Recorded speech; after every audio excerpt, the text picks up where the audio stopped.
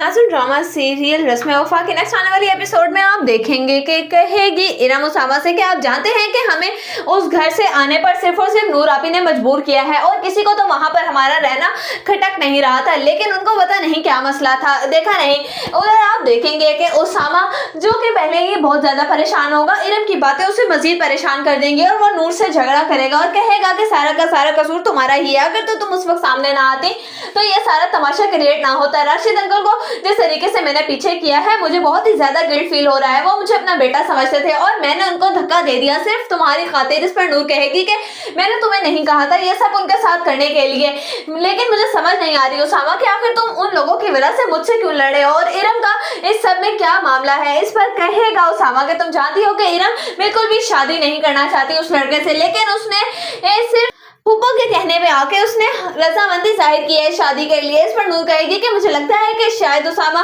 तुम बहुत ही ज्यादा दिलचस्पी ले रहे हो इरम में, कहीं तुम लोगों का कोई अफेयर तो नहीं चल रहा है। इस पर कहेगा उसामा कि नूर तुम्हें क्या हो गया, किस किस्म की बातें कर रही हो तुम। इस पर कहेगी नूर क्योंकि खाला को भी यही लगता है, अम्मी भी यही कह रही थी और मोमानी ने भी आज मुझसे यही बात की है। आखिर तीन लोग क्यों इस तरह की बात करेंगे, उन्हें कुछ ना कुछ तो नजर आ रहा है ना।